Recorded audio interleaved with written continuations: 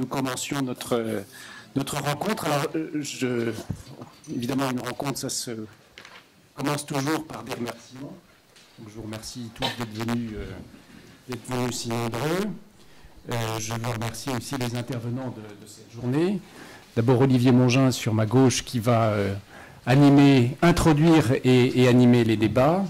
Alexandre Chemetov qui prendra la suite. Et puis on écoutera Michel Larue-Charlieu, Jacques Coulon, Michel Desvignes, Henri Bava, Michel Pénat et Karine Helms. J'aimerais excuser aussi ceux qui avaient souhaité venir à ces rencontres, mais qui ont eu des empêchements de dernière minute, Georges Descombes et Gilles Vexlar.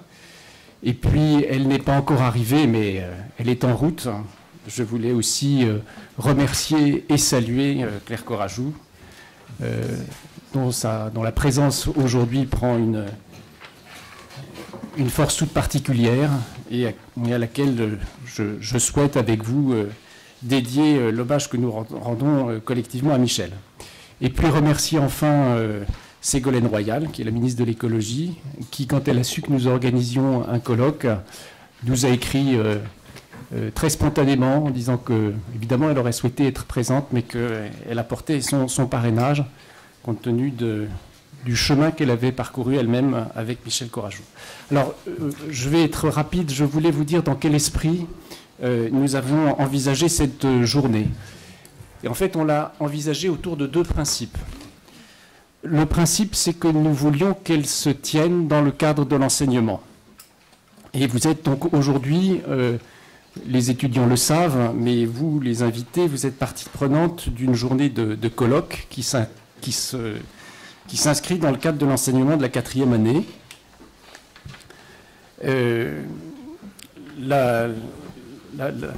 Il se trouve, coïncidence du calendrier, que devrait se joindre à nous sans doute au cours de la matinée ou au cours de la journée, à la fois au-delà des paysagistes de l'école de Versailles, des paysagistes de Harvard, qui viennent ici avec leur enseignant Michel Desvignes, et puis des étudiants de l'école polytechnique fédérale de Zurich, puisque Günther Vogt nous rend également une visite.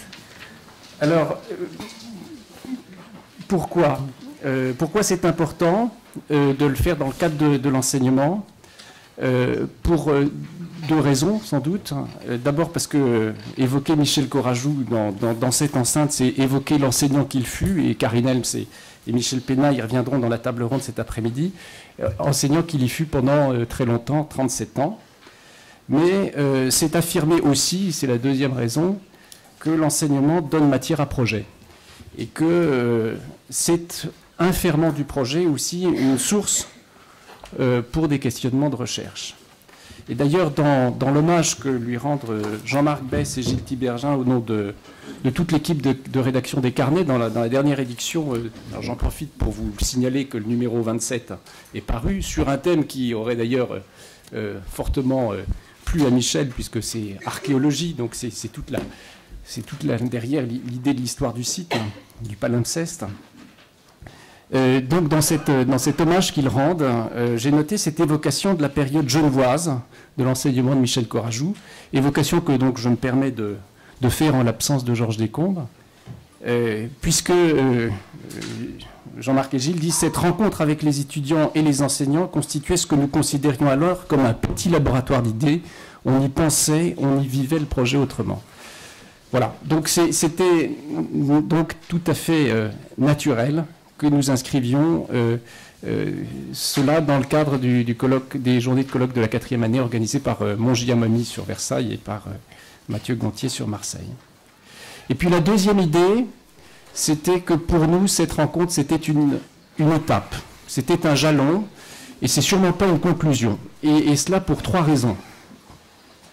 La première, c'est que la matière est immense, et comme le dit d'ailleurs Bernadette Blanchon dans son dictionnaire des créateurs de paysages, Michel Corajou a refondé le métier de paysagiste, et à cet égard, parler de Michel Corajou nous amène à déborder du champ clos de son travail, du champ clos de sa personnalité, de son engagement, pour parler d'une manière générale de toute la conception contemporaine. Donc ça nous emmène évidemment extrêmement loin. Ensuite, parce que, et c'est la deuxième raison, Michel Corajou, dans tous ses écrits, à commencer par sa lettre aux étudiants, a revendiqué le dépassement des limites, titre que nous avons retenu pour cette journée. Et si, quand on pense aux limites, on pense aux limites d'abord du site, elles sont peut-être aujourd'hui celles liées à la modalité d'exercice du métier de paysagiste qu'il faut sans doute réinterroger, qu'il faut élargir à d'autres horizons que seuls ceux auxquels nous nous confrontons aujourd'hui. Donc là aussi, chantier qui ne fait que commencer. Et puis enfin, parce que c'est un moment dans une réflexion plus approfondie et plus organisée sur la mémoire active ou sur la mémoire en action de Michel Corajou, que l'association Atelier Michel Corajou entend conduire et dont nous parlera Alexandre Chemetov et Claire Corajou. Nous parlerons Alexandre Chemetov et Claire Corajou dans une seconde intervention en début d'après-midi. Voilà, ces mots d'accueil et d'introduction étant posés, je vais maintenant laisser le soin à Olivier Mongin d'introduire et d'animer, et j'en profite encore une fois pour le remercier de tenir ce rôle de fil rouge tout au long de cette journée. Merci de votre présence nombreuse, là, qui témoigne justement de cette mémoire active déjà de Michel Corajou. Merci à Monji Amami et à Vincent Pifteau pour leur confiance. Alors pourquoi je suis là? Je pense que dans la salle, je suis le seul ou quasiment le seul non professionnel. Je ne suis pas quelqu'un qui pratique un des métiers du paysage, de l'architecture ou de l'urbanisme, mais je m'intéresse depuis très longtemps aux pratiques urbaines et tout ce qui sont liés. J'ai eu l'occasion aussi donc d'animer le cours de communication pendant plusieurs années ici. J'en garde un très bon souvenir, beaucoup appris ici.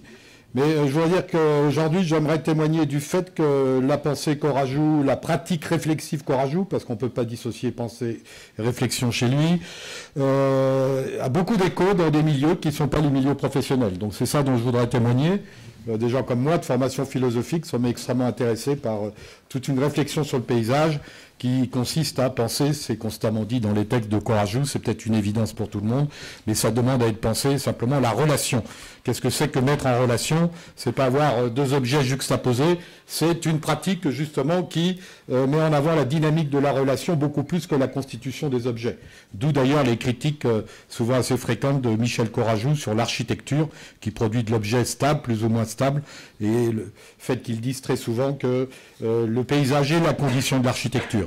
On pourra y revenir, mais je pense que c'est extrêmement important. Je veux dire qu'il y a des échos. Moi, mon travail, là, en introduction, ça va être simplement de rappeler un peu ce qu'il y a de très intense, puissant dans ce livre, qui s'appelle « Le paysage, c'est l'endroit où le ciel et la terre se touchent ». Livre publié en 2010, qui a eu un gros succès d'ailleurs. J'espère que tous les étudiants pourront le lire ou y avoir accès. Il doit être à la bibliothèque à l'entrée. C'est un livre extrêmement riche qui permet de suivre tout un parcours que je vais évoquer et prendre un peu quelques notions qui vont peut-être animer la journée. Moi, personnellement, Michel Corajou, je l'ai plus connu dans des jurys, dans des petits voyages où justement on est allé en Suisse avec les équipes de Descombes. Et à chaque fois, c'était avec beaucoup d'intérêt. Et comme le dit Renzo Piano dans un des textes qui émaille cet excellent ouvrage qui est un peu repris sur le texte de Corajou qu'il avait écrit pour le Grand Prix de l'urbanisme qu'il a reçu, comme vous le savez, en 2003. C'est un Grand Prix de l'urbaniste, un paysagiste Grand Prix de l'urbanisme. Il y en a d'autres ici à ma droite. Mais il y a des textes très intéressants, dont un texte de Piano qui rappelait que Corajou, c'était d'abord un homme de la conversation. Il ironisait presque un peu, d'ailleurs, de la conversation infinie. Disait-il, surtout en avion, parce qu'il avait peur de l'avion, il n'arrêtait pas de parler, et même vu d'en haut, lui qui n'aimait pas voir d'en haut, il n'arrêtait pas de décrire le paysage, travailler toujours qu'il voyait de l'avion. Je remarque quand même qu'il fait quelques références, et je m'arrêterai de jouer le philosophe, quelques références assez importantes à des auteurs. Très souvent, les architectes, je parle moins des paysagistes, aiment bien avoir des référents, des philosophes, comme si ça justifiait. Mais il y a deux personnes qui reviennent toujours, qui sont Michel Serres, qui je crois était très très important pour lui. C'est une occasion de vous inviter à lire cet auteur, qui était un marin, n'oubliez pas, quelqu'un qui a fait l'école navale, donc l'horizon maritime, c'est quelque chose qui était intéressant pour lui. Mais Courajou distingue toujours l'horizon tel qu'il le travaille de l'horizon maritime. Son horizon n'est pas l'horizon du marin, on pourra peut-être y revenir. Parce qu'il cite aussi beaucoup un architecte que j'aime bien, qui est Henri Gaudin, qui lui aussi était un marin. Henri Gaudin, qui a fait Charletti, qui a fait l'école normale de Lyon, etc. Qui est un architecte, à mon avis, c'est pas pour rien qu'il le cite. Et l'autre auteur qui est cité, c'est Gilles Deleuze. Gilles Deleuze, à travers 1000 plateaux. Et alors, il n'en rajoutait pas, je le dis bien, sur les philosophes. Il ne jouait pas à se justifier derrière. Mais ce serait important que ce soit ces deux auteurs qui sont cités pour tout le temps.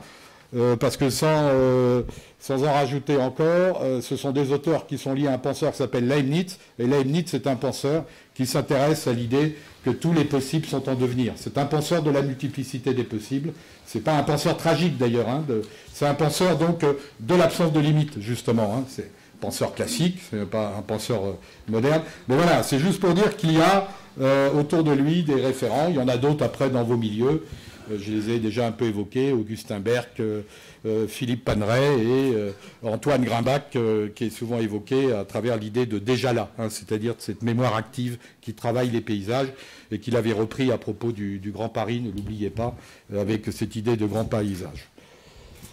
Maintenant, je vais juste rappeler qu'on a affaire avec Michel Courajou à un parcours qui est lié à une conviction. Conviction, c'est qu'on n'invente pas, je vais y insister, il n'y a pas de tabula rasa, on n'invente pas le paysage, d'où sa critique, critiquable peut-être, ce sera peut-être de l'artificialisme paysager. On n'invente pas un paysage, on le révèle dans un sens non religieux, on le révèle, on le fait sortir, on le sort de terre, justement, d'où l'idée de limite entre ciel et terre, qui est un moyen de réfléchir. Mais très important, c'est pas une extraction, c'est, on pourrait dire, la nécessité, c'est pas une mise en scène non plus, c'est l'essai d'un soulèvement. Hein, le mot d'ailleurs peut avoir des connotations politiques, c'est soulever le sol, comme dit-il, pour travailler le paysage. J'insiste là-dessus. Donc, dit-il, quand il présente un texte très riche qui est dans le livre de 2010, le texte qu'il va prononcer pour le Grand Prix de l'urbanisme, il présente un parcours fait de rencontres, de projets, de ruptures, et il y a une conviction indissociable, on y reviendra cet après-midi, Vincent Pifteau vient de la rappeler, d'un enseignement. Moi, je n'en parlerai pas, mais en fin d'après-midi, la moitié de l'après-midi sera consacrée à cette question de l'enseignement, avec Michel Pénat, Karinel et d'autres personnes. Le parcours fait de rencontres, je voudrais juste rappeler, les rencontres, elles vont être évoquées toute la journée, donc je ne vais pas trop le faire. Et Alexandre Chemetov sera la première rencontre, je crois, en tout cas dans l'ordre. Il y aura surtout des rencontres avec des paysagistes, c'est pour ça que j'ai évoqué quelques autres noms tout à l'heure, d'entrée de jeu, et avec une personne qui représente le monde politique, Madame Larichard, qui a travaillé à Bordeaux, avec lui. Voilà, mais l'essentiel des rencontres sont des rencontres de paysagistes. Reste que... On peut aussi dire que quand on relit le texte qu'il a fait assez long sur ces rencontres, il rappelle 3 rencontres très importantes. Moi, je connaissais mal, sauf la dernière. Bernard Rousseau, qui était quelqu'un qui a travaillé avec Charlotte Perriand, qui était l'architecte d'intérieur de Le Corbusier. Et là, dit-il, c'est avec eux que j'apprends dans le logement même la question de la mesure. Très important, proportion, mesure. Deuxième personne très importante, Jacques Simon, je pense, qui est le fils d'un forestier. Et là, c'est deuxième très important, parce que c'est là que toute une réflexion sur les arbres, etc., pas une réflexion simplement, une pratique va être mise. Et ensuite, et je m'arrêterai là, parce qu'on déclinera les autres rencontres au fur et à mesure de la journée, l'autre rencontre, c'est Siriani, très important, donc architecte urbaniste, donc voilà, le paysagiste est quand même formé par des gens. Est-ce qu'on parlait de paysage à l'époque de la même manière? Le paysagiste est...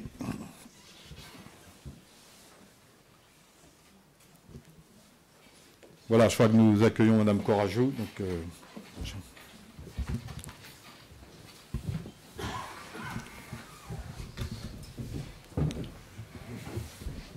Donc je reprends cette idée avant de développer 3 points. Cette idée d'un parcours fait de rencontres, de projets, de rupture. J'ai évoqué les rencontres rapidement. Je voudrais évoquer maintenant ce qu'il a appelé dans un texte qu'on reprendra peut-être dans l'après-midi, les 9 conduites nécessaires pour une propédeutique, pour un apprentissage du projet sur le paysage. 9 conduites, je voudrais juste les citer, c'est des mots simplement, mais ils vont être repris durant toute la journée. Se mettre en état d'effervescence, première conduite pour un paysagiste. Qu'est-ce que ça veut dire? Se mettre en état d'effervescence, première question. Moi, je l'ai rarement vu, bien sûr, sur le terrain, mais j'imagine ce que ça voulait dire, même à sa capacité d'oralité des paysages quand il est parlé après coup. Explorer les limites. La question de la limite est d'entrée de jeu. Deuxième conduite. Les outrepasser.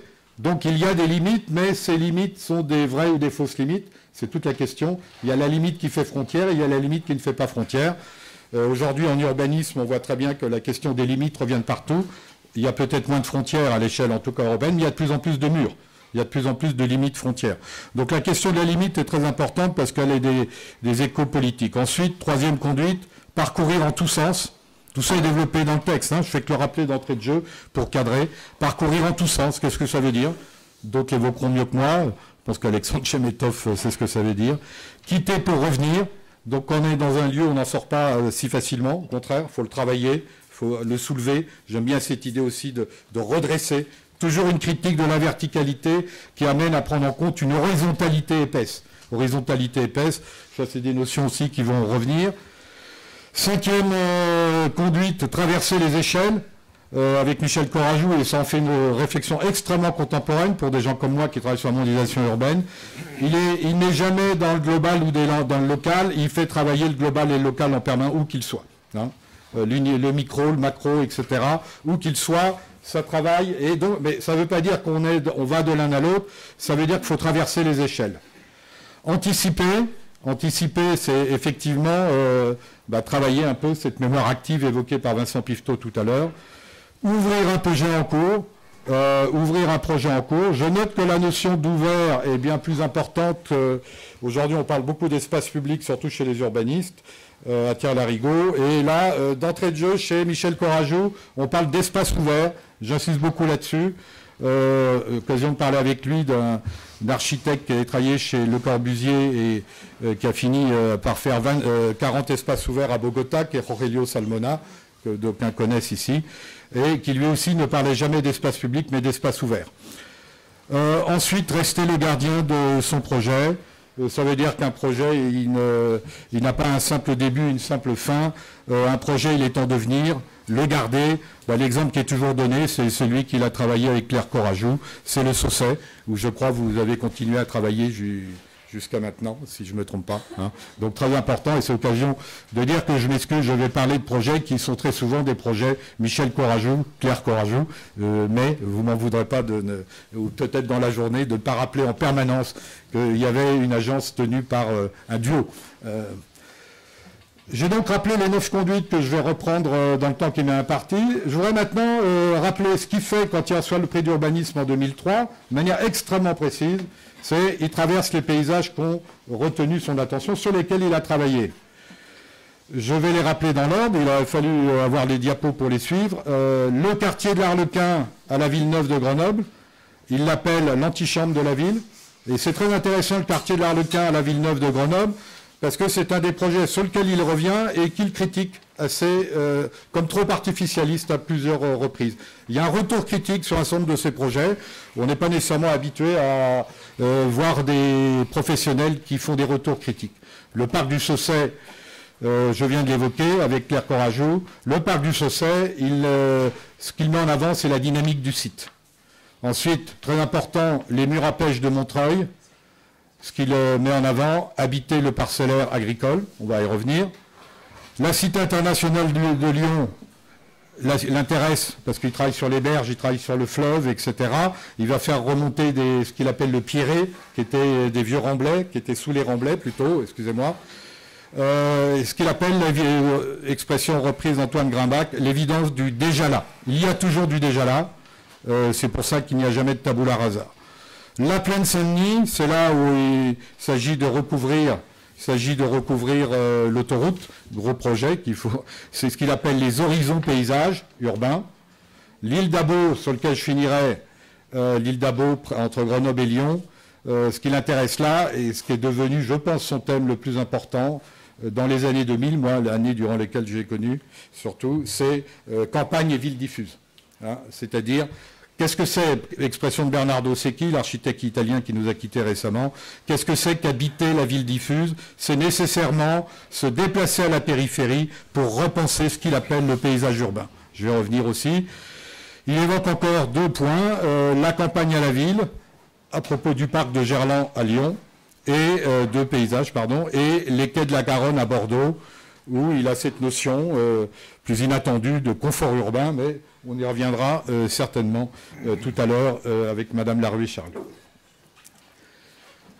C'était un peu une petite entrée en matière pour rappeler des conduites. Vous avez un code, hein, d'une certaine manière, mais qui n'est pas du tout un code de maîtrise, hein, pas du tout, vous le voyez bien. Et vous avez quand même constamment un rappel de ces quartiers sur lesquels il a travaillé, qui l'ont intéressé, et qui permettent pour la journée de sortir des thématiques à chaque fois très différentes. On voit très bien, paysage illimité, c'est déjà ça, tout simplement, c'est qu'il y a une variété des paysages sur lesquels il travaille de manière à ressortir des interrogations qui sont à chaque fois hétérogènes. Je vais, dans un deuxième temps, et pour finir, développer 3 points. Revenir sur cette idée, il n'y a pas de tabula rasa, très important. 2, je voudrais essayer de réfléchir sur ce que veut dire se porter à la limite. Et 3, se porter à la périphérie, qui sont des notions qu'on trouve en permanence dans les derniers textes. Et eu l'occasion de faire plusieurs entretiens avec lui. C'était toujours, il revenait beaucoup sur Ville d'Abo à propos de se porter à la périphérie pour repenser le paysage urbain et le rapport campagne-nature-ville. Hein, et la campagne étant toujours ce qui peut faire le lien. Hein, ça ne veut pas dire une médiation. Ça veut dire c'est là qu'il faut se porter pour reprendre la question du devenir urbain aujourd'hui. Pourquoi j'insiste sur le fait qu'il n'y a pas de tabula rasa, c'est que chez Michel Courajou, en relisant donc le livre, j'étais très frappé de voir, je connaissais un peu les textes, il a écrit, je crois que c'est 83, un très grand texte, que les étudiants ont peut-être lu, Lecture d'un jardin à propos de Versailles, il a enseigné ici, très longtemps, on l'a dit, il a enseigné ici. La question du du parc de Versailles était tout à fait important pour lui. Il y a un texte écrit avec Jacques Coulon qu'on écoutera tout à l'heure et Marie-Hélène Lose. Mais je voudrais simplement revenir sur un point, c'est sur le fait il souligne très souvent dans des textes que c'est pas pour rien que l'atelier qu'il anime s'appelle l'atelier Le Nôtre. Hein, on est chez Le Nôtre ici, ça peut paraître un peu surprenant, en tout cas pour moi. Le Nôtre, il l'oppose à Dufrény, je ne rentre pas dans ces débats, mais ce qui est très intéressant, c'est qu'Atelier Le Nôtre l'amène à réfléchir sur Le Nôtre et distinguer ce qu'il appelle 2 plans de lecture. Et ça, déjà là, c'est là où il y a une mémoire active. Et quand il dit le Nôtre, il termine, je vais revenir là-dessus, mon enseignant le plus sûr. Je tiens à préciser ça. Le Nôtre, il le dit, mon enseignant le plus sûr. 2 plans de lecture où on a un peu les modalités qu'on a vues du parc Courajou. Pour lui, il y a 2 Le Nôtre. Le premier est dans le sens des axes majeurs du parc, où Le Nôtre exprime l'emprise du pouvoir royal sur le territoire. Ces perspectives magnifiques sont aujourd'hui peut-être désuètes. Ce sont les réponses magistrales et périmées du paysagiste à la Coda. Le second, c'est le Nôtre qui lui est proche, serait une traversée diagonale, une coupe dans l'épaisseur de la composition du jardin.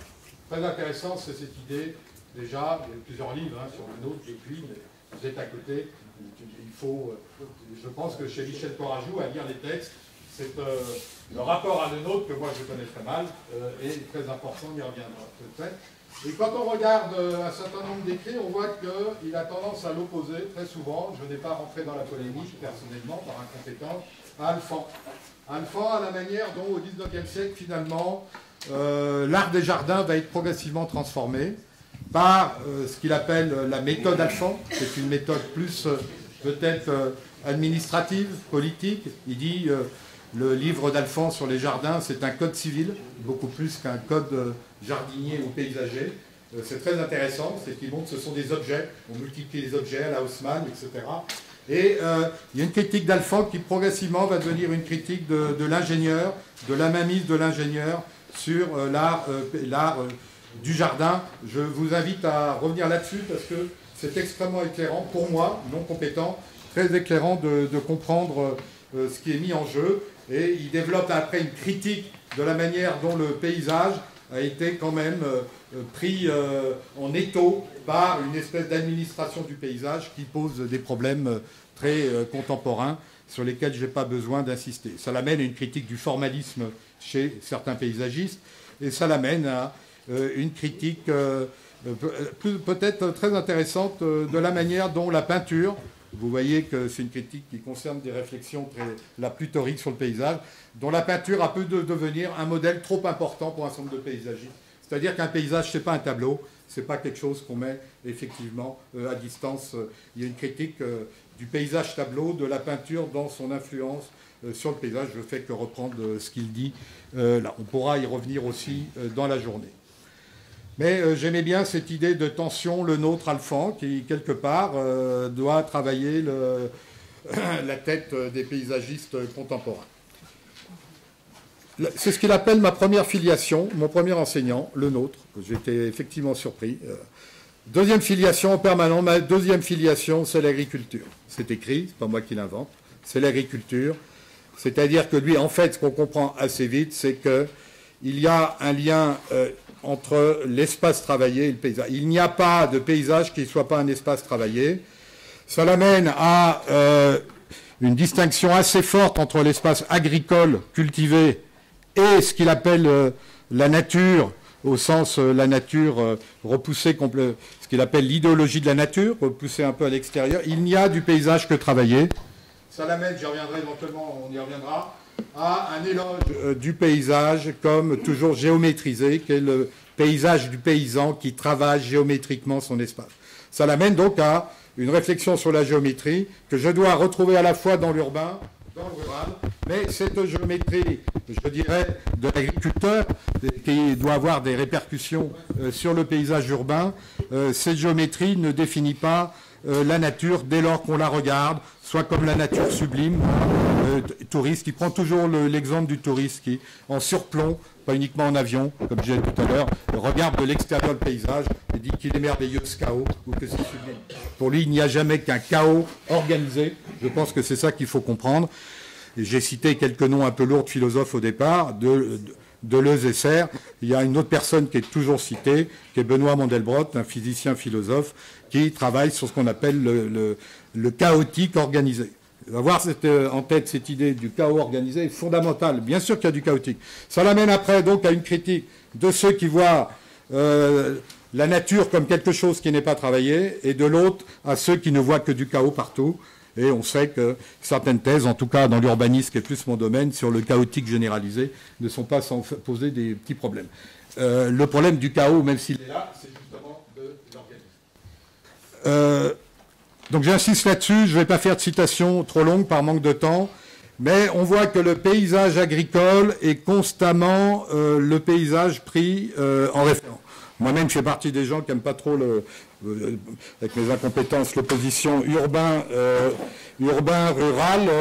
La pensée courageuse sur le paysage agricole en tant qu'il doit permettre de repenser le devenir urbain de la ville diffuse me paraît extrêmement important. Le paysage agricole, on finira sur Ville d'Abo, il fait la jonction, justement, peut-être entre ce qu'il appelle le fond territorial de la nature et la nécessité de repenser le paysage urbain. Il ne s'agit pas de sortir de l'urbain pour découvrir la nature. Il ne s'agit pas, il est très critique sur les espaces verts, je suis désolé, c'est ce que j'ai lu. Il ne s'agit pas de faire des espaces verts. Moi, ce que Rogelio Salmona appelle à Bogota des espaces médicaux. Mais je serais, moi, assez d'accord. Mais ce que je n'avais pas saisi, c'est cette importance du paysage agricole, comme, non pas comme modèle, mais comme espace travaillé. Pour terminer, deux séries de réflexions sur se porter à la limite et se porter à la périphérie. Vous l'avez bien compris, quand on évoque les 9 conduites, c'est pas moi le paysagiste ici, c'est un paysagiste en mouvement permanent. Il faut constamment se déplacer. Et me souviens dans l'entretien qu'on a fait avec lui pour le numéro 0 de Tous Urbains, que le géographe Michel Dussault, il disait « Je déteste aller dans les paysages avec les politiques quand ils me convoquent, parce que pour eux, le paysage est fermé, et moi, j'arrête pas de me déplacer, j'arrête pas de bouger, et d'essayer d'outrepasser, j'en prends le terme de tout à l'heure, les limites. » Je trouvais ça assez drôle. J'imaginais effectivement le spectacle, pour l'avoir vu de temps en temps, bouger assez rapidement. L'horizon, qui est une thématique très importante qu'on va retrouver chez Michel Serres, ne contient pas toute l'étendue du paysage, mais dit-il, il en est consubstantiel. Qu'est-ce qui définit l'horizon? C'est trois notions qui sont reprises en permanence, celle de porosité, celle de variabilité et celle d'épaisseur, qui je crois feront écho à pas mal d'interventions aujourd'hui. Là encore, je ne vais pas faire de longues citations, mais je me permets quand même de lire ce qu'il écrit dans un texte donc repris dans le volume. La porosité et la variabilité sont des particularités que je considère être consubstantielles au paysage. Porosité des limites physiques, perméable au regard et au mouvement. Variabilité temporelle et saisonnière. Bien entendu que l'horizon ciel-terre nous renvoie à des questions cycliques, bien évidentes, liées au problème de la nature. Variabilité temporelle et saisonnière de ces mêmes limites, chute des feuilles, taille des haies, coupe à blanc, éclaircie, récolte, neige, inondation, feu brume, dynamique des paysages, je serai plus rapide, dynamique des paysages, variabilité historique, vous voyez bien qu'on n'est pas uniquement dans la géographie, on est aussi dans l'histoire, le paysage palimpseste, expression reprise de l'historien d'urbanisme suisse qu'il connaissait très bien, André Corboz, variabilité que reprend Sébastien Marot, variabilité de la perception.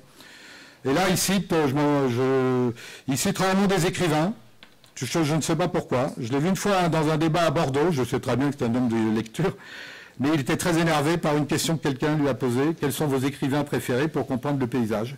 Il a dit, ça l'a mis dans une fureur noire, peut-être que je comprendrai mieux à la fin de la journée, comme s'il n'avait pas à dire où étaient ses modèles, même en littérature, en écriture, etc. Donc il cite souvent, il cite les 2-3 philosophes que j'ai évoqués, il cite pas souvent des écrivains. Ici, Virginia Woolf, un livre que moi je ne connaissais pas, Orlando. Je vais citer le passage. Mais au coucher de soleil, dit Orlando, les choses perdent leurs arrêts de vivre. Ça permet déjà de comprendre. Et il cite une phrase plus longue du livre. Orlando, donc, qui est l'héroïne du livre, se jeta sur le sol et sentit sous elle diverger l'ossature de l'arbre comme des côtes d'une épine dorsale. Il lui plut de se croire à cheval sur le dos du monde, il lui plut de s'attacher à cette dureté. Donc vous voyez bien que la porosité, ça ne veut pas dire qu'il n'y a pas des épines dorsales, qu'il n'y a pas de la dureté, on a toujours ce va-et-vient permanent, ce travail à la frontière, cet entre-deux, on a toujours une tension entre les contradictoires. D'ailleurs, qu'est-ce que c'est qu'une limite? Ce n'est rien d'autre, beaucoup de gens ont écrit là-dessus, pas besoin d'être grands philosophes, c'est la coexistence des contraires. Une limite, c'est la coexistence des contraires. Vous avez un petit livre remarquable de Zimmel sur le pont, la fenêtre, etc. J'ai parlé souvent avec lui. Et effectivement, Zimmel, grand historien de l'urbanisme, travaillait sur c'est pas des paysages là, mais sur ces limites. Et ces limites, ce n'est rien d'autre que le rapport dedans-dehors. Alexandre y reviendra sûrement. Mais moi, j'aime beaucoup cette idée de la coexistence des contraires. Une limite, c'est pas une frontière. Une frontière, c'est justement ce qui empêche les contraires de vivre ensemble. Derrière cela, il y a 2-3 notions que j'aime bien. Bien sûr qu'il faudrait reprendre la notion du site, la notion de contexte, le paysage et la condition de l'architecture, je l'ai dit tout à l'heure. Une notion que j'aime beaucoup, c'est celle d'intensification de réel. Cette idée, j'aime beaucoup l'expression qui est reprise très souvent, intensifier le réel. Donc se porter à la limite, c'est prendre en compte la question de l'horizon et c'est soulever le paysage. Très important, soulever le paysage. Les paysages qui sont, on pourra y revenir, la condition de l'architecture. Je rappelle ce que dit souvent Sébastien Marot. Désormais, on a peut-être enfin compris, messieurs les urbanistes, que le site précède le programme. Disons, quel est le rapport entre le site, le programme et le projet? C'est un autre débat que ce n'est pas moi de revenir. Pour terminer, je voudrais revenir sur cette question de la périphérie qui articule pas mal de choses que j'ai évoquées trop vite. Se porter à la périphérie, ça lui pose la question très contemporaine du devenir urbain, dont il avait le souci. Comment améliorer l'habitabilité de la ville diffuse? Habitabilité. Dans pas mal de textes, il y a ce retour critique que j'admire. Peut-être qu'au début, c'est souvent quand il prend le cas de la Villeneuve de Grenoble, j'ai un peu cédé à mes fantasmes. De plus en plus, je pense qu'il faut prendre en compte l'état des lieux, au sens de l'idée qu'il y a des gens qui habitent les lieux. Et je trouve ça très beau aussi, ce retour critique. On sait très bien que c'était un homme qui avait de fortes convictions sociales et politiques. Mais cette manière dont la question des gens est là tout à fait centrale est importante. Comment améliorer l'habitabilité de la ville diffuse? Notion de Séqui. Je vais les lire, ce sera plus clair. Là où la campagne est encore voisine de la ville compacte, ou sur des terrains agricoles convoités par l'urbanisation, je propose de reporter avec grande attention le tissu ordinaire de la ville diffuse sur le fond territorial, sur le paysage architecturé par les agriculteurs, le recouvrement judicieux de ce qu'il appelle une anthropogéographie rurale peut, à mon sens, polariser, orienter, ordonner et finalement qualifier les fragments épars de la ville moderne. Il propose plusieurs configurations, mais je pense que son travail, c'est tel que je le lis dans les textes, c'était effectivement permettait de mieux saisir, pour des gens comme moi qui regardent plutôt du côté de l'urbanisation, le lien entre le paysage agricole des périphéries où il faut se reporter, ce qu'il appelle le fond de la nature et le devenir urbain. Le problème, c'est pas simplement de sauver le paysage agricole à côté du devenir urbain, c'est faire en sorte qu'en se portant à la périphérie, on modifie l'ensemble du paysage urbain. Donc quand il parle de paysage urbain, il ne parle pas au sens strict de paysage rural, mais on voit très bien que c'est ce paysage de la périphérie qui est central aujourd'hui. Et ça, vous le savez mieux que moi, il suffit de sortir dans des villes pour voir comment les choses se passent.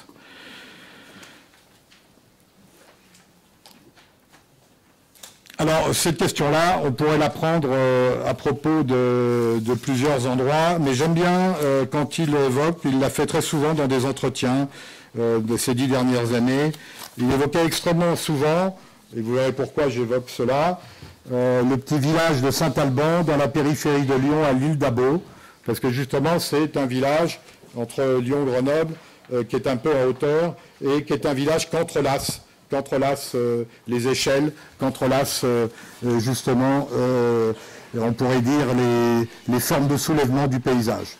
Le petit village de Saint-Alban dans la périphérie de Lyon à l'île d'Abo est en haut d'un versant très prononcé qui descend vers la Grande Vallée. Alors celle-ci ouvre sur des réseaux de collines proches, sur des montagnes plus lointaines, du proche, du lointain, des montagnes plus lointaines et de taille plus grande et plus grande encore puisqu'il s'agit du Mont Blanc. Quand on descend le versant depuis la place de la mairie vers la vallée, on le fait sur une ligne parfaitement droite qui ouvre sur l'horizon des montagnes en se retournant dans l'autre sens. On voit très bien la mairie. Vous avez là en quelques phrases l'entrelacement des échelles, le proche, le lointain, le local, le global, etc. Moi, j'ai assez souvent entendu, au fil de conversations purement amicales, non professionnelles, parler de ce petit village. Et pour finir, était-ce un hasard quand on a fait l'entretien avec Jean-Pierre Charbonneau, paysagiste lui-même, pour la revue Tous Urbains, c'était très intéressant, c'était il y a 4 ans, et il revenait sur un point, je vais finir par sa citation, c'est sur ses souvenirs d'enfance. Il était d'Annecy, il était donc savoyard, et la question de la perte des repères est pour lui la question centrale. Alors je vais revenir sur 2 citations. Après avoir rappelé qu'à Michel Serres qui lui demandait « Mais qu'est-ce que tu aimes ?» Il était très surpris par la question.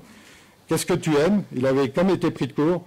Et comme il aimait bien Michel Serres, il a osé répondre. Qu'est-ce qu'il a dit? J'aime un sol humide et l'odeur des feuilles. Hein, ça, parce que là, je vais parler un peu de lui, qui se mettait très peu en avant. Le subjectif, il n'aimait pas trop. Il ne faut pas faire trop l'artiste et le poète. Hein.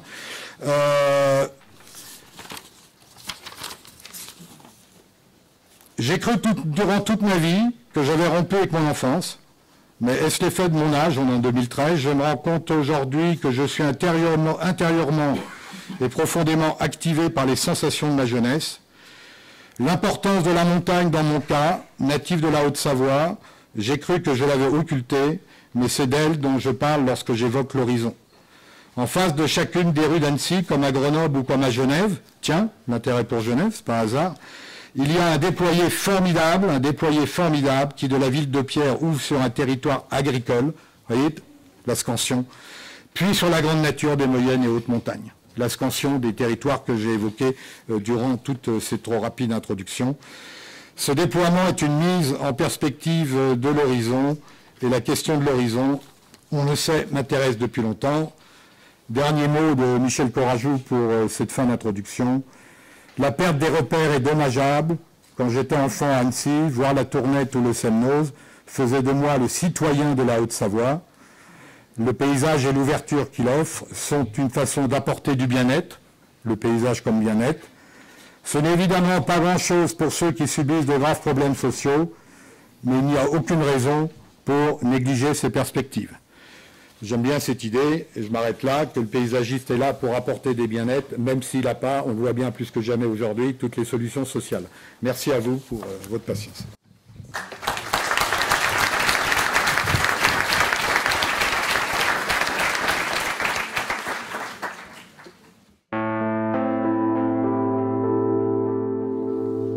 Écoutez, la journée commence vraiment maintenant avec les proches, les projets, les rencontres. Sans plus tarder, j'aurai un peu honte de présenter Alexandre, il ne m'en voudra pas. Bon, Alexandre, en arrivant, on m'a dit, Michel Corajou, il a été l'élève de Michel, vous le savez, il va rappeler tout ça. Michel Corajou, c'est finalement pas un maître qui a fait des disciples, il nous a rendus très libres. Je pense que vous, cher Alexandre, vous allez nous parler un peu de ça. Prendre la parole dans ces circonstances, c'est à la fois, ça pourrait devenir très lourd, et on a envie que ça devienne très léger d'une certaine façon, et que ça soit pas trop solennel, quoi, pas trop... et se dire que finalement c'est pas très grave. On peut simplement parler des choses, des souvenirs, et je me souviens étant là, de plusieurs choses en même temps. L'une d'elles, c'est que effectivement, j'ai été étudiant dans cette école, qui n'était pas tout à fait cette école, et que Michel Corajou y était enseignant, sans être véritablement lui-même tout à fait assuré de ce qu'il allait nous apprendre, puisqu'il venait dans cette école d'une certaine façon pour se conforter dans l'idée que le paysage était une possibilité. Et ce qui est tout à fait remarquable, parce qu'il faut rappeler une chose, c'est que Michel était un étudiant de l'école des arts décoratifs et qu'il avait rencontré, qu'il était venu au paysage en rencontrant Jacques Simon, et qu'il faut dire quelque chose de leur amitié, c'est-à-dire ce que Michel a partagé avec Jacques Simon, c'est bien plus simplement qu'une collaboration, qu'une rencontre, etc. C'est l'idée qu'à un moment donné, ils ont partagé leur vie. C'est-à-dire qu'ils ont vécu ensemble. Et il y a une dimension dans ce que nous apprenait Michel, dans ce qu'il était, dans ce que j'ai découvert de lui en devenant son ami, qui est quelque chose qui a à voir avec l'idée d'un accomplissement, au fond d'un engagement, d'une figure de l'engagement qui est une figure de l'engagement tout à fait particulière. Et je crois que pour comprendre ce que veut dire chez lui la figure de l'engagement, il faut revenir à la fin de la guerre, ou plus exactement à la guerre elle-même, et au rôle particulier qu'ont joué un certain nombre de gens engagés dans la résistance. Et comprendre que la résistance n'était pas seulement une opposition, qu'elle était aussi une construction. Et il faut comprendre que Michel, jeune homme, sortant d'une éducation assez stricte et rigoureuse,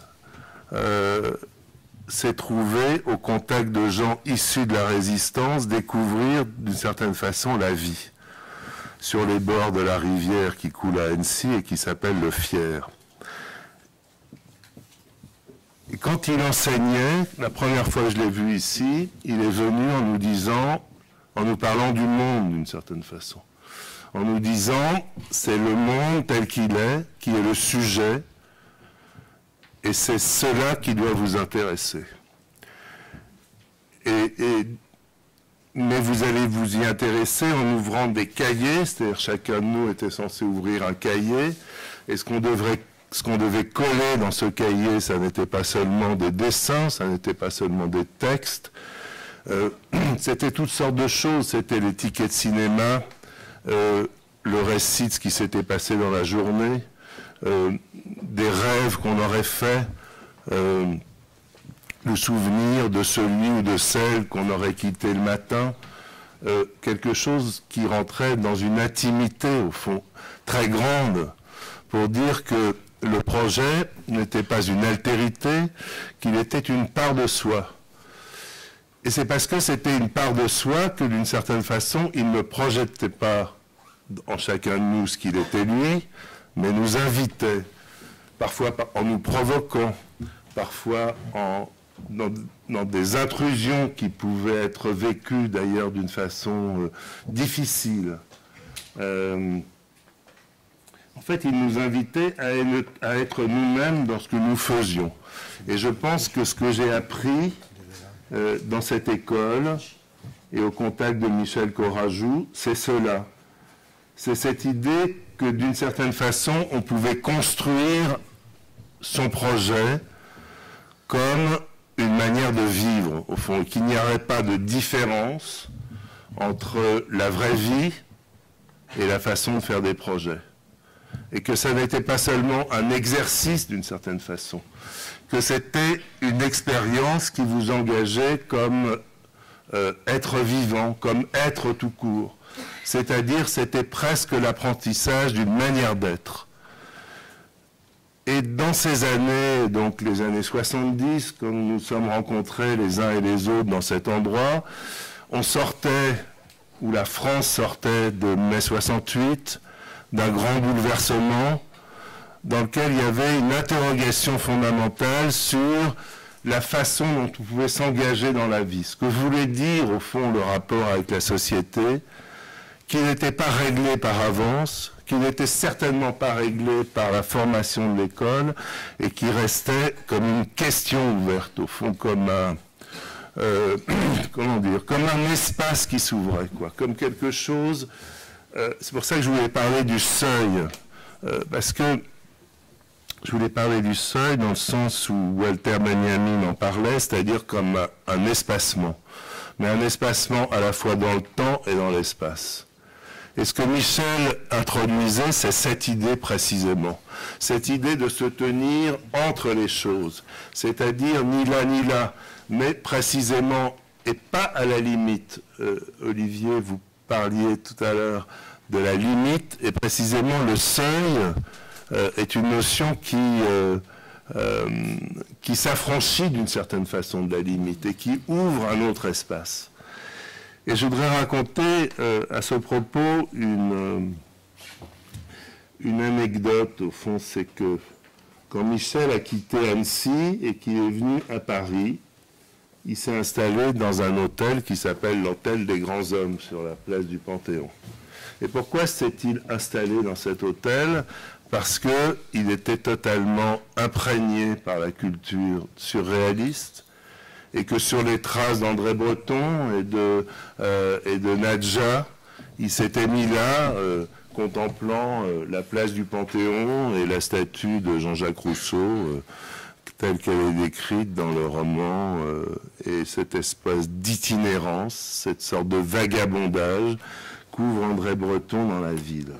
Et là aussi, l'idée de la flânerie, l'idée du passage, l'idée de la promenade dans la ville est quelque chose dans lequel se retrouvait totalement Michel, dont il ne parlait pas nécessairement d'une façon aussi directe et aussi littérale. Mais je me souviens que quand on était ici, et dans les premiers échanges, dans la façon dont on parlait de ces cahiers, dont on échangeait à propos des images qu'on collait, l'idée d'un temps libre, l'idée d'une façon d'échapper au fond à la division entre le travail et le repos, d'ouvrir un espace intermédiaire, était totalement au centre de la préoccupation. Et là encore, on pense aux déambulations dans Paris, telles qu'elles sont décrites par Walter Benjamin, et ce qu'il dit sur les ouvriers parisiens qui se promènent dans les rues en marchant sur le dos du capital, c'est-à-dire cette espèce de défi d'une forme de paresse ou d'une forme de refus dans la libre circulation des pensées, des idées, et d'une invitation à une très grande liberté. Et moi, c'est ce que je retiens de cette idée, de cet héritage finalement très littéraire de quelqu'un qui ne parlait pas de littérature, mais qui était habité par cette idée d'une forme d'engagement comme ça dans le monde comme une totalité. Et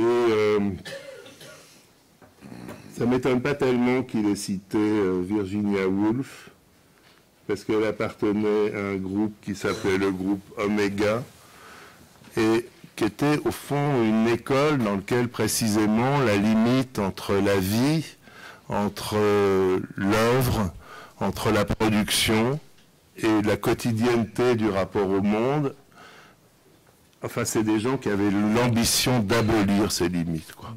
Et qui du coup ont créé comme ça la vie comme une œuvre totale. Je crois que le travail de Michel, que son intérêt a à voir avec cette question. Et c'est sans doute la raison pour laquelle... comment on fait pour enlever cette chose, hein? C'est sans doute la raison pour laquelle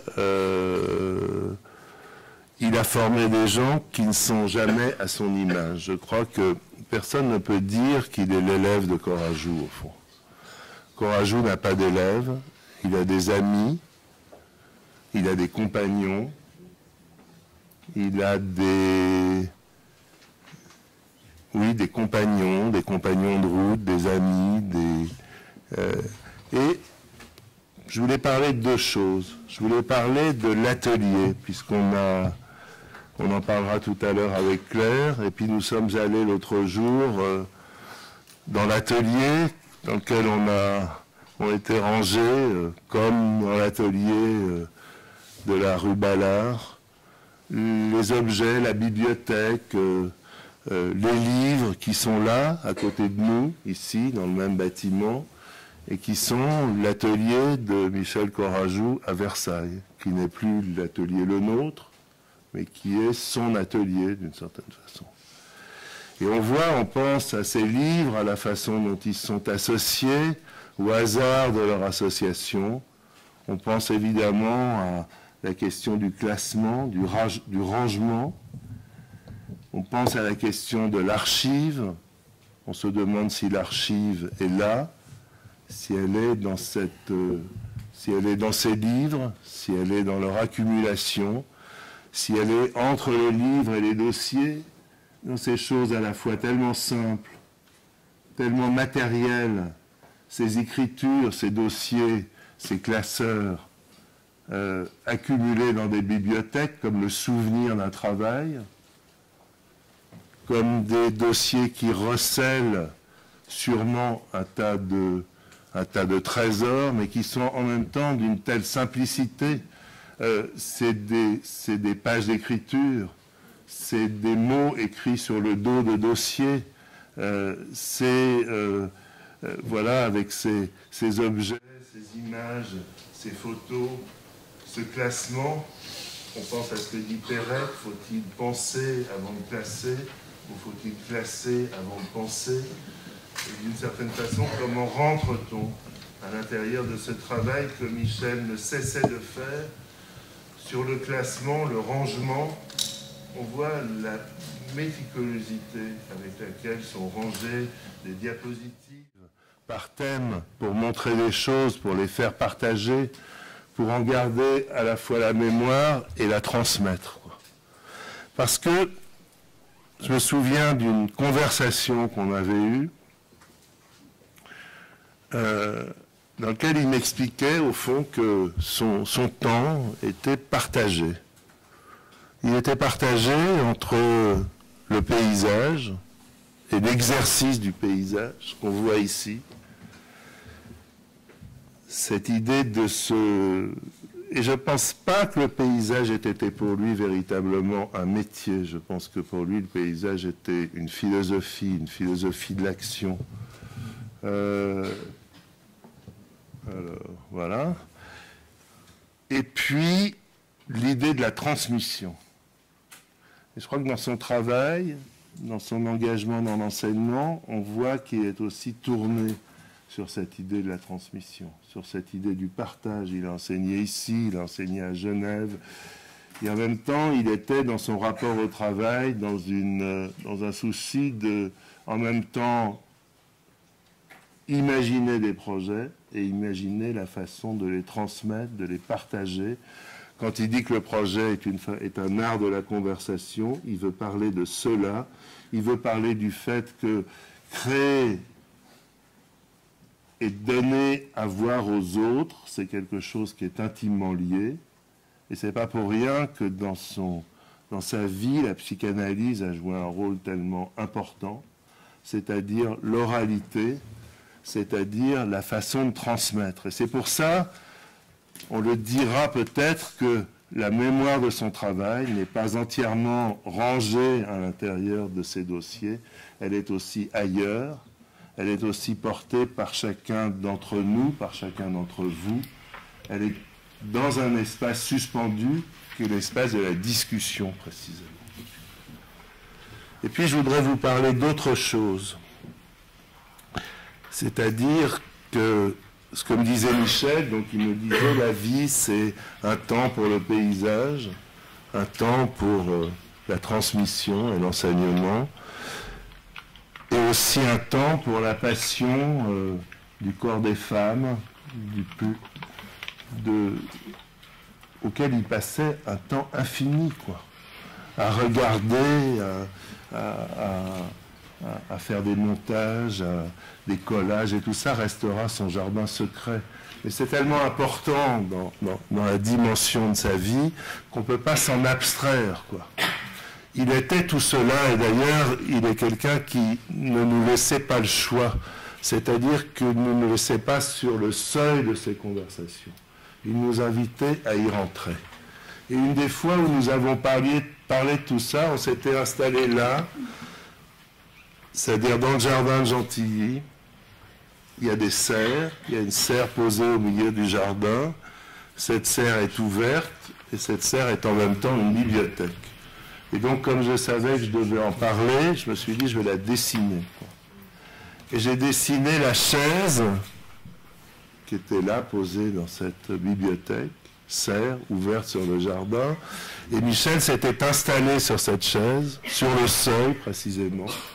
Il était d'un côté dans la mémoire, dans les livres, dans les objets qui étaient des objets de l'intériorité, un mobilier, des bibliothèques, des livres empilés, et puis la porte coulissante de la serre ouverte qui laissait voir le jardin, la perspective, les murs, la gluque de Médicis, les horizons de la ville, les bruits de la ville qu'on entendait confusément, et il me disait, j'aime bien me tenir ici, j'aime bien me tenir dans cet entre-deux, dans cette distance que donne à voir les bambous qui séparent la limite du mur du jardin de la serre.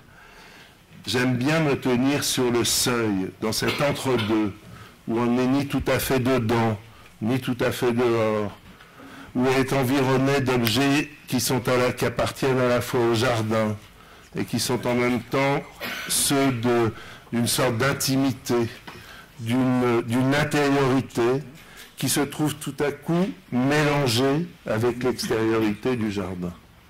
Et donc j'ai ressenti le besoin de montrer tout cela en faisant des dessins d'une manière quasiment obsessionnelle, dans un carnet que j'ai ouvert, et je me dis que je pourrais dessiner comme ça infiniment ce lieu, cet entre-deux, cette chaise, cette façon de se tenir, sans jamais décider de quel côté on se trouverait, en se tenant toujours sur le seuil, à la limite entre une connaissance et l'autre, et s'y trouver bien. Et je pensais qu'en faisant ces quelques petits dessins, j'ouvrirais comme ça la possibilité de poursuivre cette conversation.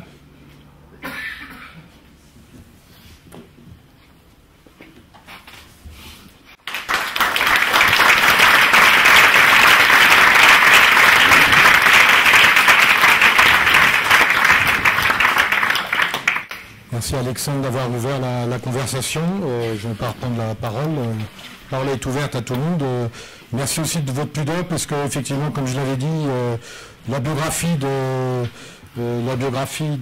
Michel Courajou n'est pas le problème, en tout cas pour moi. Il y a peu d'éléments concernant dans les textes que j'ai pu évoquer l'évoquant. J'ai évoqué cette absence des écrivains dont on voit très bien que ça a joué pour lui un rôle énorme. Et donc j'avais beaucoup aimé cette pudeur qui permet de mieux comprendre un certain nombre de choses. Et ce que vous avez dit au début sur résistance et sur réalisme, je crois que c'est très important. Là on retrouve quand même la Haute-Savoie qui a été une des grandes terres de la résistance, ne l'oublions pas. Donc témoignage, intervention, nous avons une vingtaine de minutes avant 11 heures. Il faut oser, ce n'est qu'une conversation, donc on n'est pas obligé de faire un numéro. Voilà.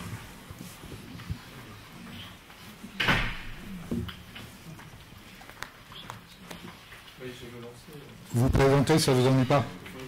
Michel Aulier. Vous disiez Michel Courajou. Michel Courajou est un peu dans les dossiers que vous nous avez montrés, mais surtout dans chacun de nous, ceux qui l'ont connu, ceux qui ont été ses élèves. Qu'est-ce qui, dans votre pratique, dans votre façon d'être paysagiste, qu'est-ce qui vient de Michel Courajou? Ben, ce qui me vient de lui, je pense, c'est aussi ma façon de ne pas être paysagiste, quoi. C'est-à-dire l'idée que ça serait de toute façon une question et que ça ne serait pas acquis et qu'on ne saurait pas, d'une certaine façon, avant de commencer, quel rôle on pourrait jouer. Et de se dire, parce que c'est important de comprendre que j'ai parlé de la formation de Michel aux arts décoratifs. Il était formé dans la même année que des gens aussi différents que Jérôme Savary, Jean-Paul Goude ou Guy Pellart. Et on voit bien que tout d'un coup, il y a une école qui a formé des gens qui, d'une certaine façon, n'ont rien à voir les uns avec les autres, quoi. Mais ont en commun l'idée que chaque chose qu'ils feraient serait construite comme un projet, quoi.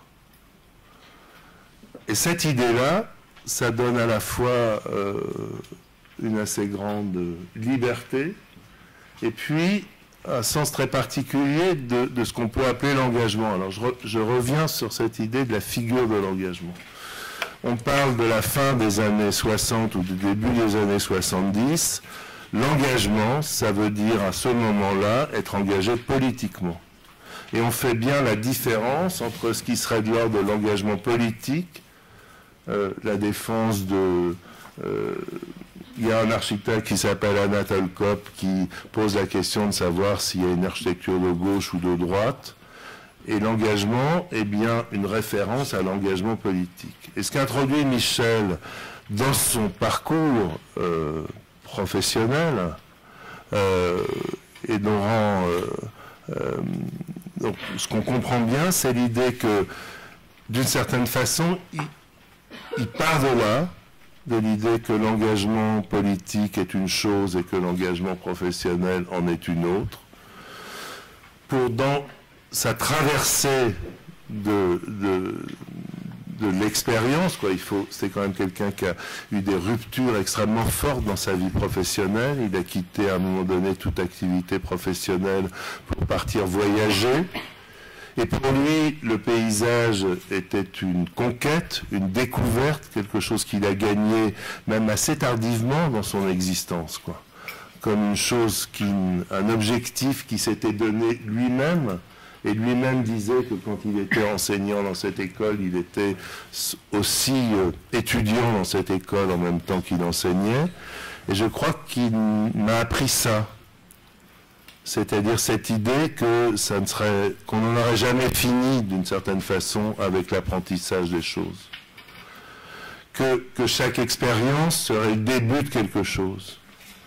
Et qu'à chaque fois, on recommencerait à reposer les questions d'une autre façon, à les remettre en jeu comme lui-même se remettait en jeu. Et je crois que, et tout d'un coup, ça veut dire que la figure de l'engagement passe d'une figure de l'engagement où on pourrait séparer le politique et l'engagement professionnel à une figure de l'engagement un peu différente, dans laquelle cette constance ou cette idée qu'on pourrait réunir en une seule et même exigence, le travail, la façon de vivre, la façon de s'habiller, sa fascination pour Bernard Rousseau, c'est pas seulement parce que c'était la proximité de Charlotte Perriand, mais c'est quelqu'un qui, à sa manière, pratiquait une sorte d'art total, quoi. Il dessinait ses habits, il réglait sa vie, et ça fascinait Michel.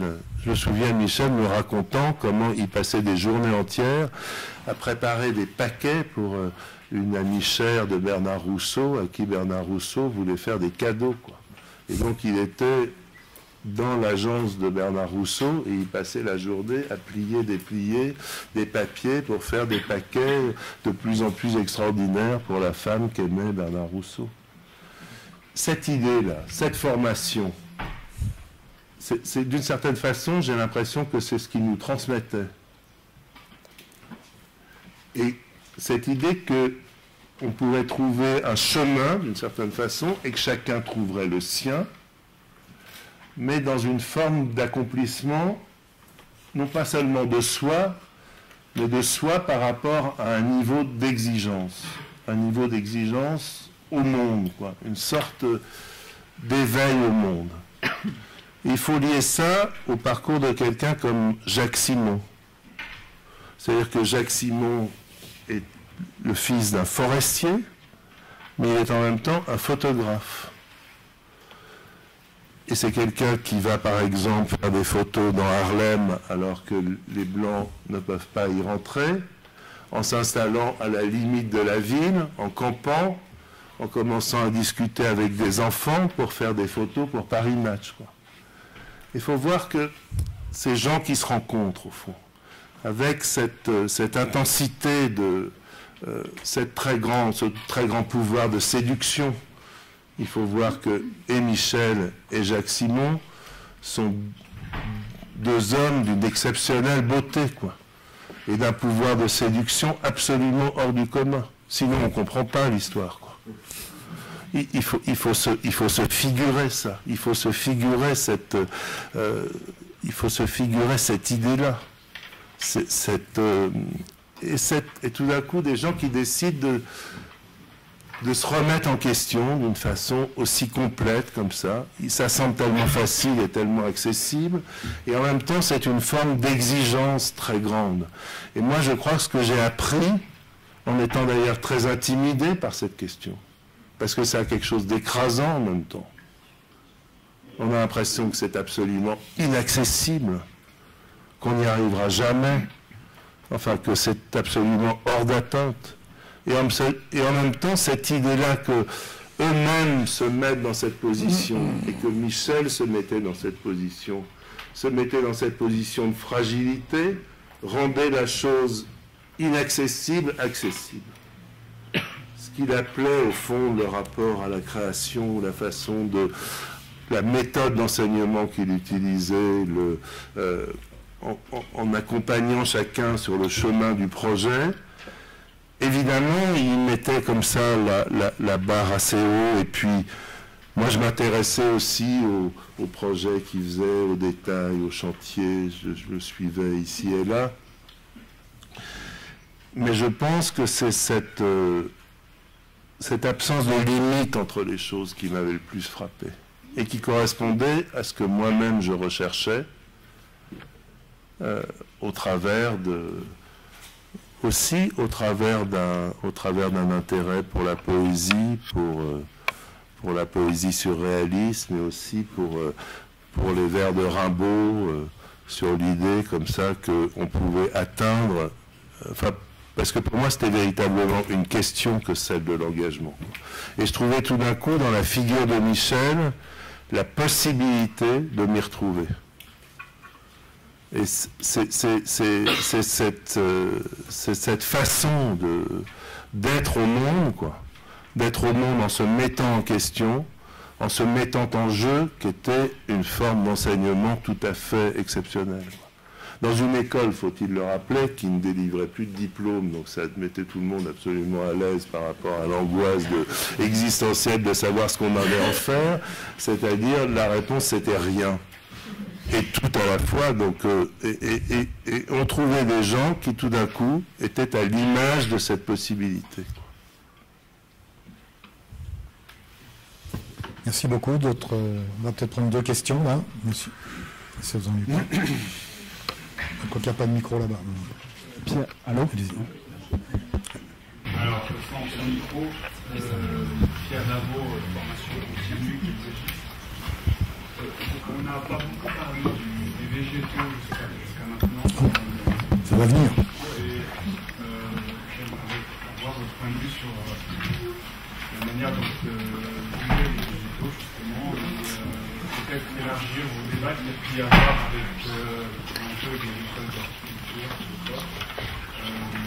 et aussi au point de vue divergent des gens, comme je pense à Gilles, il y a une approche de son élément très différent du paysage.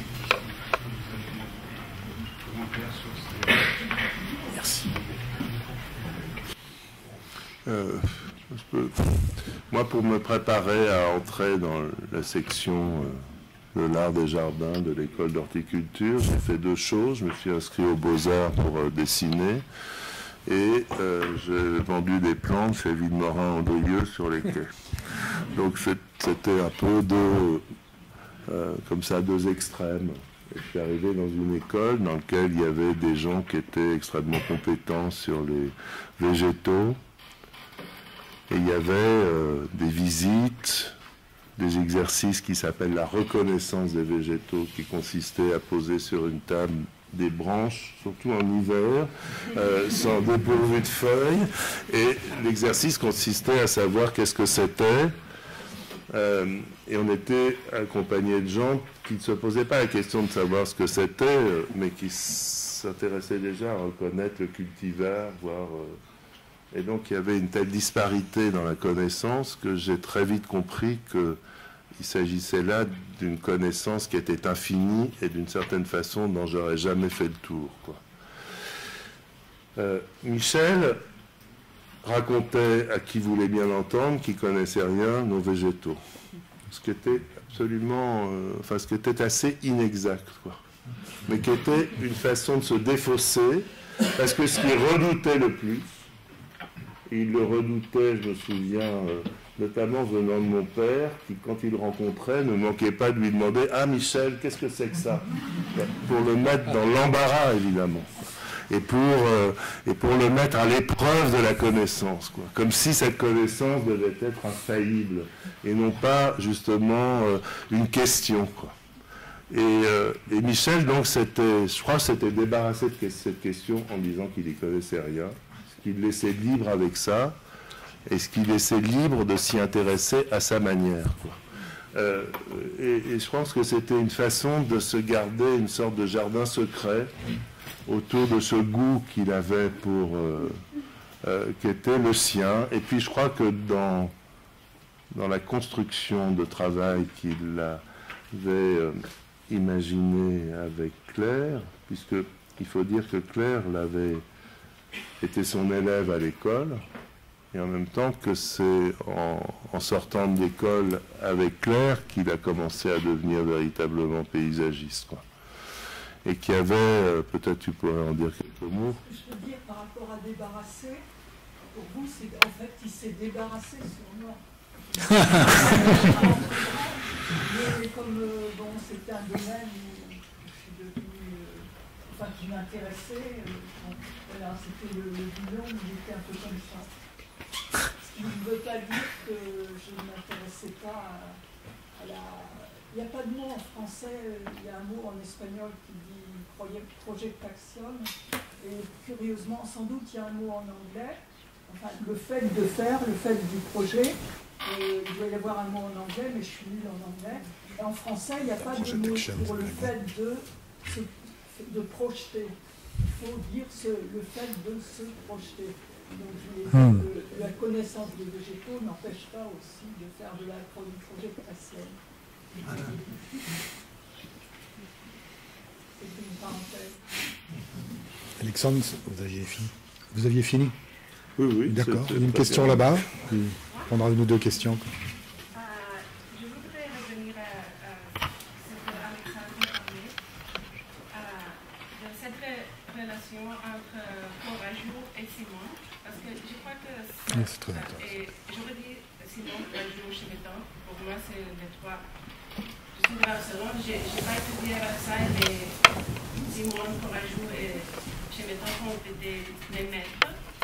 Et je voudrais parler de l'idée de générosité.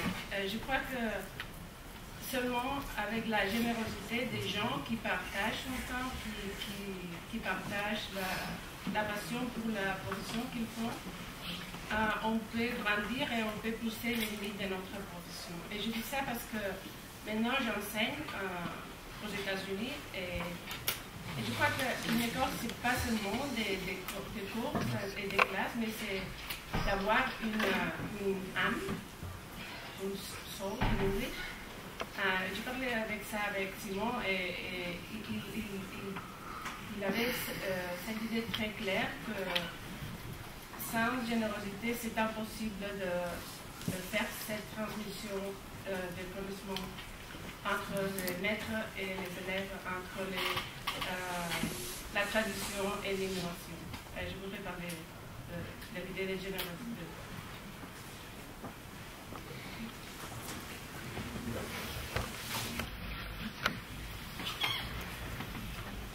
Oui, je crois qu'on peut dire que Michel est quelqu'un de très généreux dans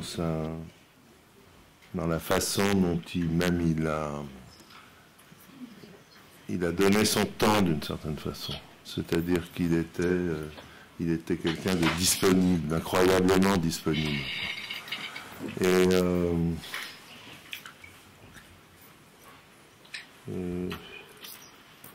sinon, à sa manière aussi, plus, comment dire,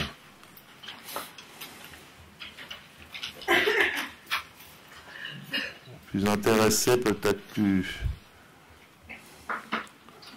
personnel au fond, toujours un peu quelqu'un. Sinon, quelqu'un que vous ne voyez jamais sortir d'une pièce. Il disparaît, il n'est plus là, quoi. C'est sa manière d'échapper. Michel n'était pas tout à fait comme ça, c'est-à-dire que c'est quelqu'un qui tenait la distance d'une autre manière. Ils n'étaient pas absolument semblables de ce point de vue-là. Il y a quelque chose de très remarquable chez Courajou, c'est son incroyable disponibilité aux autres, quoi. C'est ce qui n'était pas du tout une affectation ou une espèce de posture de gentillesse. Il n'était pas d'ailleurs très exactement gentil. Mais il était totalement disponible, quoi. Et ça, c'est quelque chose qui a marqué beaucoup, moi qui m'a beaucoup marqué, je crois qu'il a marqué beaucoup de monde. cet engagement qu'il a eu dans l'enseignement, mais pas seulement dans l'enseignement, en fait, dans cette passion pour une forme de transmission. Moi, je me souviens des histoires qu'il racontait sur leurs expériences d'enseignement avec Georges Descombes à Genève, avec les paysans du canton de Genève. C'était devenu une véritable expérience de vie, quoi. C'est-à-dire, on était sorti franchement du cadre, du rapport. Et ça, c'est quelque chose de tout à fait singulier. Que Simon produisait avec son propre environnement et sa propre façon d'être un éternel comme ça, vagabond du monde ici et là. Mais je pense que ce qui est tout à fait singulier chez Michel Courajou, c'est pas seulement ce temps, c'est cette disponibilité qu'il a mis dans l'idée de la transmission et dans l'enseignement, qui est une chose tout à fait singulière. Et d'ailleurs, parfois, il disait, si j'avais passé plus de temps à être simplement paysagiste, quoi, je vous aurais tous absolument dominé, quoi. Mais c'est pas du tout le choix que j'ai fait. Et je pense qu'en faisant ce choix, il a aussi introduit une autre idée, et c'est cette idée-là dont j'aimerais bien qu'on parle tout à l'heure avec Claire, et qu'on ait un échange autour de ça.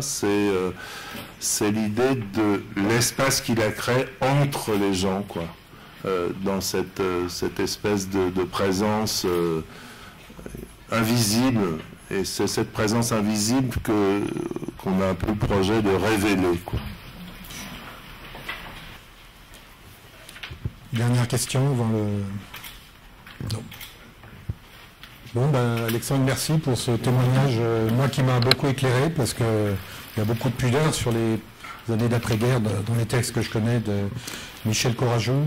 Moi, je retiens quand même l'importance de l'expérience de vie. Et je crois que le surréalisme a dû compter plus que j'aurais pu imaginer. J'aimerais entendre ce que vous disiez sur Nadja, tout ça. Mais que cette expérience de vie, elle est aussi liée à une expérience historique, l'après-guerre.